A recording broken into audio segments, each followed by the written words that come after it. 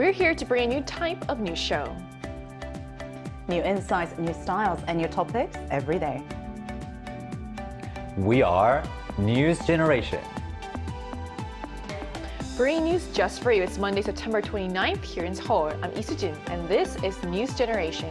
Joining us today is Cheska. Happy Monday, everyone. Happy Monday. Also, Fabio's with us. Happy start of the week. Yes. Start of the good week. So both are here to speak on behalf of people in their 20s and 30s. So it's Monday, which means we're kicking off another work week, and tomorrow is Data Privacy Day, something that affects all of us, whether we realize it or not. Every day we share bits of our personal information online, from shopping and social media to banking and streaming. But lately, data leaks have become a major concern here in Korea, raising questions about just how safe our information really is. So what steps can you take to protect your private data, Cheska? I think that's a really great question, because I think every one of us, especially the millennials and Gen Z, are connected online, and every activity happens on the platforms. I mean, I really could do better, but I don't think I am the best at it. I try to change my passwords when the websites and the platforms tell me to. I do the two-way authentication, so I have my phone and my laptop. I also try to disable any recommendation on YouTube, because I feel like the algorithm is also one way that the data can be saved or tracked. So I'm doing my best, but I'm sure people who are watching it might think that's probably not enough. There's always so much you can do, especially with passwords, which is why I always forget my passwords these days. It keeps changing them. Me too. What about you, Fabio? Well, it definitely gets very overwhelming. We're trying to protect our data, but at the same time, we need to allow platforms to use our data in order to use the services. It's very hard. I think I was also quite insecure about whether I should read the small letter in the agreement, like the privacy agreements or not. But at the same time, no one has the time for that. I didn't used to like this type of like facial recognitions logins or like automatic logins. But nowadays, it's just like you don't really have another option. Everything is very fast-paced, right? And at the same time, I just feel like my phone is listening all the time. Even if I don't search for something, just by thinking about it or talking about it out loud, sometimes they do recommend me things that are related to what I'm talking about. So these days, I'm trying to like speak into the phone like free plane tickets to Spain. Or You like can't beat the system. Might as well take advantage of it. Exactly, recommendation. So while there are steps we can take to protect our personal information, it often doesn't feel like enough. So let's take a look at the screen to learn more.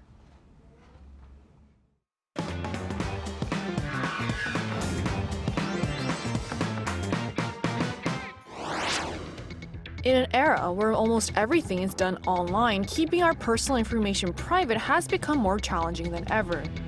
Days like Data Privacy Day aim to raise awareness about these risks and remind us of the importance of protecting our data. Today on News Generation, we're taking a closer look at the growing problem of personal data leaks here in Korea, exploring similar issues happening overseas and sharing practical tips for what each of us can do to keep our private information safe. As we just saw in the video, personal data leaks have become a very serious issue these days. From hacking incidents to large-scale breaches at major companies, it often feels like our private information is constantly under threat. And here in Korea, we've seen some high-profile cases just the past few months. So, Cheska, could you walk us through some of the most recent major data leaks and what happened in those cases? Yes, absolutely. So back in April, a massive data breach happened to SK, Korea's largest telecom companies. And since then, a sequence of other large-scale hacking incidents took place, quite unfortunately, including KT, major financial firms, and most recently, Lotte. Now, since they are some of the largest corporations here in South Korea, millions of customers' personal data have been leaked. However, critics do say that corporate accountability still remains minimal to none. And to make matters worse, some companies are actually accused of preventing customers from actually canceling the services, which kind of sparked even more public outrage and disappointment, because when you do have your personal data breached, there isn't really much steps that you could take. However, the companies don't seem to be taking a lot of actions or accountability in that area. And that's really kind of the core issue. It's not just a single company. These leaks are happening across the entire industry, which makes it hard for anyone to feel truly safe. So I can only imagine how stressful it must have been, especially when there doesn't seem to be like a reliable alternative. So Fabio, did you happen to be affected by any of these recent data leaks? Oh yes, I was, and I was also part of one of those companies that had one of the biggest data breaches. However, I didn't find out until a friend told me. I guess as a foreigner, it's also even more overwhelming because even if you understand the Korean language, you don't really have access to, reading all of those text messages. And it gets a little bit hard to learn about all of the regulations and benefits that you can get in this type of situations. And at the same time, it's quite difficult to navigate the situation because we cannot really do anything about that leaked data. We cannot recover it or try to stop them from using it. And so because of that, I feel like a lot of people are feeling that type of, that those companies are being incompetent a little bit in that aspect. And we're also kind of dependent on those services. We cannot stop using messaging apps or delivery apps just to protect our data because that is going to be a big inconvenience for our daily life. I can't imagine how rough it must have been for you because even for locals, it's so hard to understand what's going on because there's so many different, like you said with the apps, there's so many different parts to it and so it's so hard to navigate it as well. Well, honestly, I don't really know how to feel about it because at the same time, the effect is not immediate. You're not seeing a negative resolution out of the box. It's just you have to really wait for it and see if it's dangerous in the end or not. And because of that, I feel like a lot of people just are not that sensitive about the issue because you don't really see how it unfolds. Right. So, and that you really highlighted the scale of the problem. So when even switching providers doesn't feel safe, it just shows how vulnerable our personal data can really be. So it must have been really stressful knowing that there wasn't a complete secure option. But from what I understand, these kinds of data breaches aren't just happening in Korea, right, Jessica? Quite unfortunately so, because more recently, account information from major internet platforms and OTT services, including Google, Netflix, and Facebook, which are very big corporations, has also been exposed. Now, according to the cyber specialist outlet Cyber News, a staggering 16 billion login credentials were exposed, and that's roughly twice the population of the entire world, which is truly shocking. And it kind of goes with what Fabio was saying. 16 billion is not only a large number, but you don't really see the consequence of what is happening with these data being breached or exposed. Right. So I think that is something that is actually quite more scary than the actual number. What is happening with these 16 billion logins? Right. I mean, that is an enormous number, 16 billion login credentials exposed. And to put that into perspective, it's basically it's more than twice the world's population. So it really shows that no one is completely safe online, not even users of major platforms like, Google, Netflix, or Facebook. But this makes me wonder, so are similar data leaks also happening in emerging markets, Fabio? Well, yes, and according to a research contribution from the World Bank, a lot of developing countries are facing currently the challenge of becoming dependent on these online systems, but also trying to keep up with the digitalization of these developed countries. So because of that, they are also targeted to the same problems. The cyber attacks come from the same place, and because of that, the cyber attacks are more sophisticated than their resources, which becomes a very, very big problem, especially when it comes to financial costs. So I do think that a lot of the victims usually tend to be from developed countries. However, developing countries also face a lot of issues in macroeconomic levels. And so because of that, a lot of research should also be devoted into those countries because right now, currently, 90% of that research is only based on the US. Yes, because most of the companies are actually being managed in the country. So it makes a little bit of sense. But at the same time, we need to care about those developing countries because if they don't keep the pace while avoiding the same problems, then it's going to be harder for them to keep up with the other countries. So I think there's a tendency to talk about certain countries, but really it's like you said, it's like a far-reaching topic that affects pretty much the whole world. So to get a closer look at how data leaks are affecting people around the world, we'll be speaking with a young person from the UK who will share her perspective on privacy issues and recent data breaches in her country. That conversation is coming up right after the break, so don't go anywhere.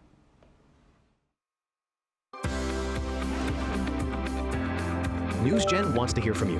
Go to YouTube and search out channel Arirang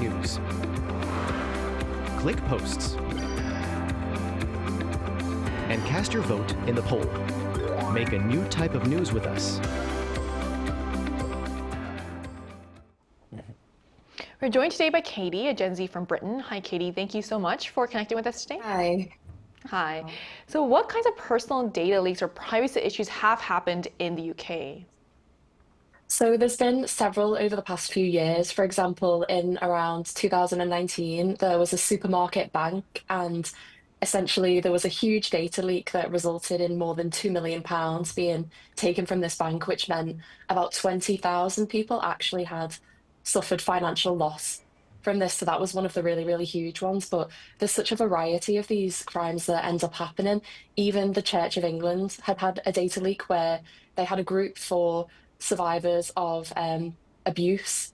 And there was an email that got sent out that had a list of all of their names. So they really trusted in this place to keep their data safe. It was a place that they could like rely on. And it felt like, yeah, people really lost their trust in that. And it was really unfortunate. There's just been so many different cases from so many different institutions.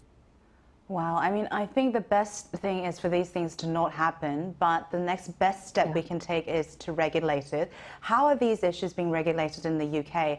And do companies are actually held accountable for what's happening there?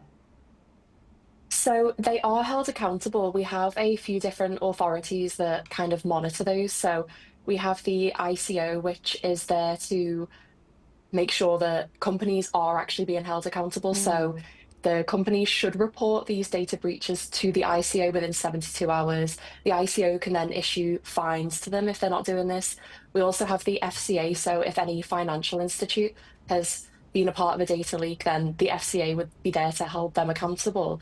The problem is if the companies are actually reporting these things. So with the supermarket bank, the bank itself was not actually holding itself accountable and didn't even put out an apology until this company had basically fined them millions of pounds. And then I don't know what compensation came from that, but eventually customers were paid back. But I think that, yeah, we do have those authorities, but whether these companies are actually putting themselves forward to admit what they've done, then we wouldn't be sure. That is terrible. How aware and concerned are young people in the UK about this type of protection for personal information? I think that naturally people are just trusting of these things, I guess, especially with people my age or younger. We've grown up with technology and we have this maybe blind trust in it. Maybe we're a bit too trusting that our data is safe. I mean, I know for myself with passwords, I trust my phone to save all of my passwords when they do a randomly generated one.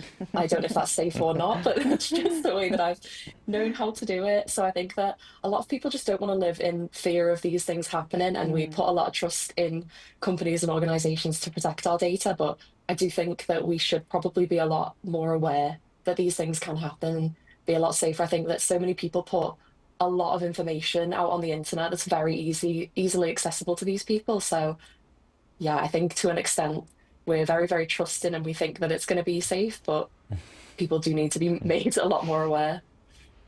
I think everything you said was very relatable today. Yeah. Thank you for sharing your insight with us today. Thank you. Thank you. Thank you so much.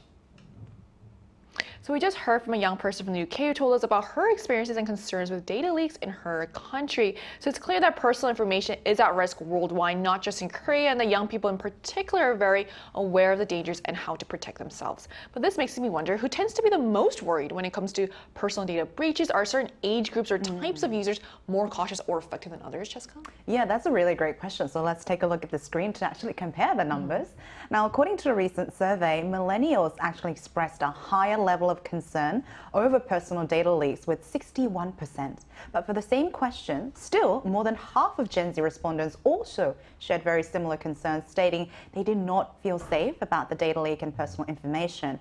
Now, the survey question also included whether people felt safe about cybercrimes and other matters that were happening as well.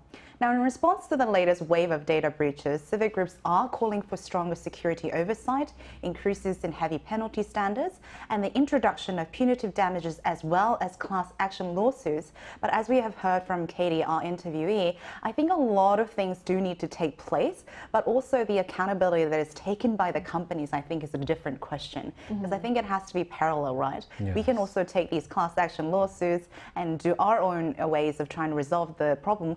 But if the companies are not being held accountable, or if there aren't regulations being set in place, then this is an off balance. Yeah. Right. Collective action is really the point here. So So interesting. So it's really with millennials, back to talk about your CGs, like millennials who are most worried with Gen Z is not far behind, which is relatable because we're all in that category as well. So it makes sense that younger generations are much more aware of the risks to their personal data because we all grew up online. So do you think people are becoming more desensitized to data breaches because they happen so often?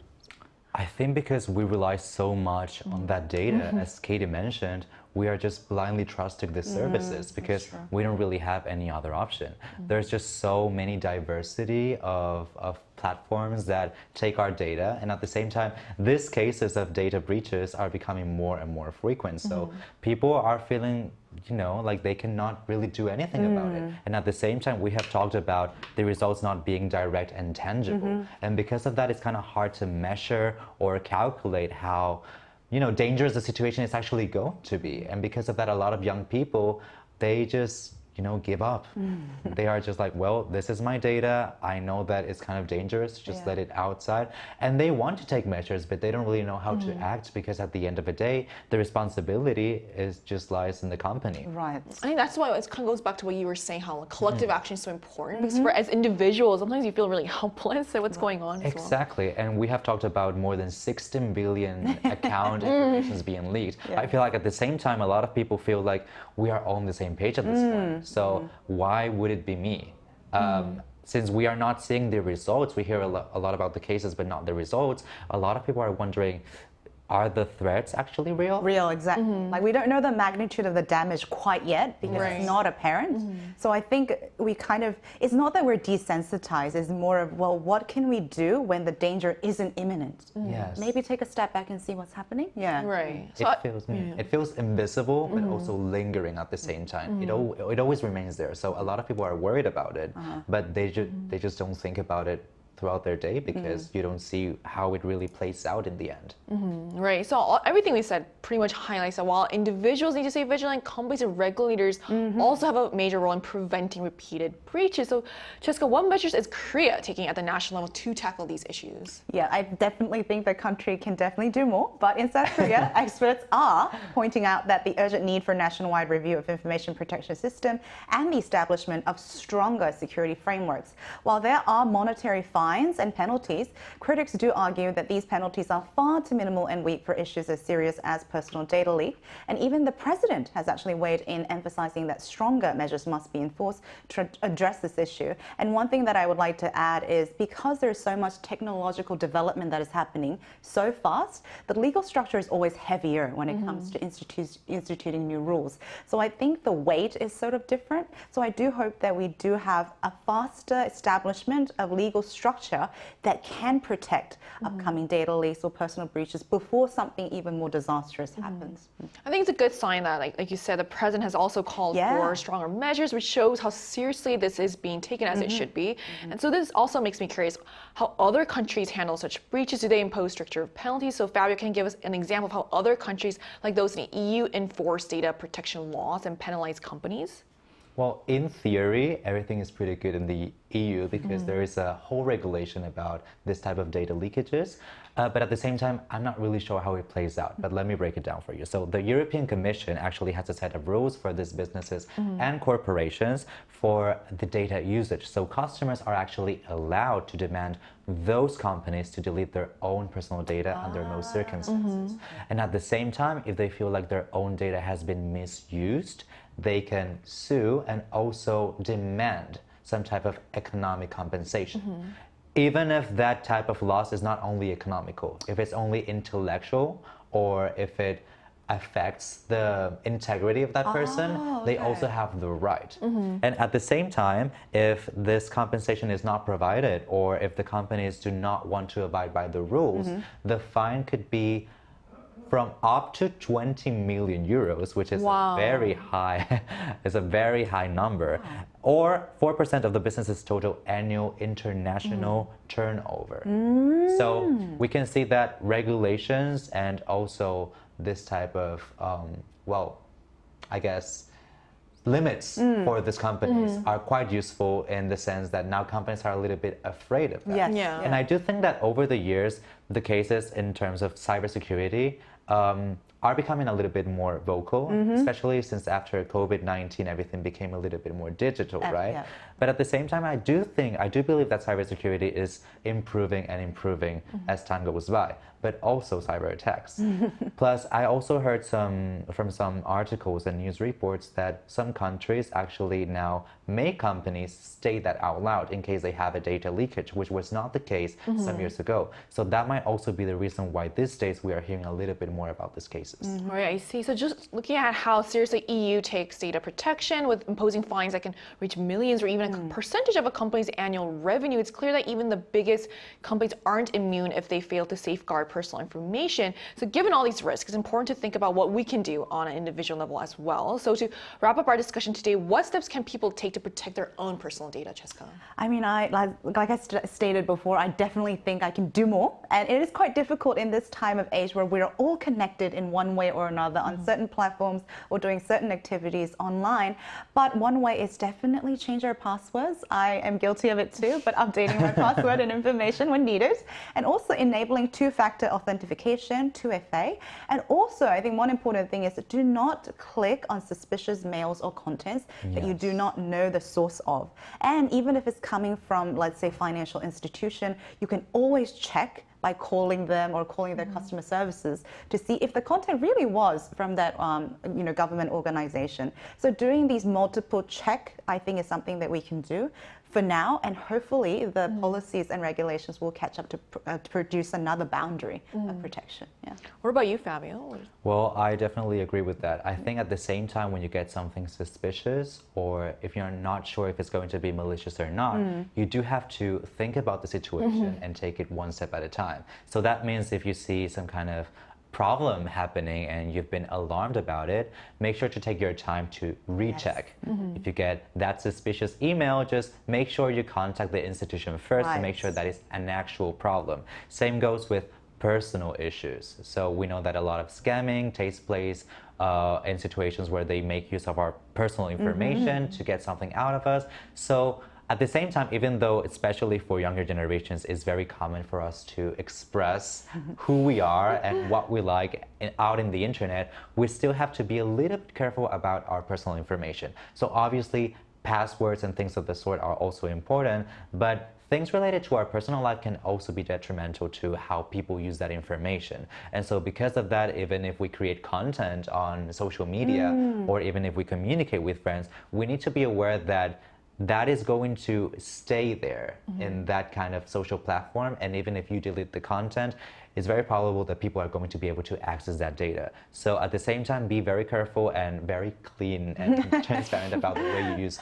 social media, because right now social media is pretty much the Bible of younger people. We use it all the time to communicate and express our feelings, but at the same time, it is also a public mirror so that everyone can see what we do and what we like. Is there part of your life that you tend to not put online just in case of privacy concerns? Yes, especially things related to my family life or things that are very personal or even issues that some people go through. So things like mental health problems or difficult situations that you are dealing with, especially economic situations, I feel like it's better to just leave that for yourself and not really show that to the world, because otherwise you never know who's listening. And because of that, make sure that your message that goes out online is going to be some type of message that doesn't come back to you in a negative way. Right, I think these are all good points as well. So data privacy really affects all of us, whether we realize it or not. Protecting our personal information is crucial because once it's exposed, it can lead to identity theft,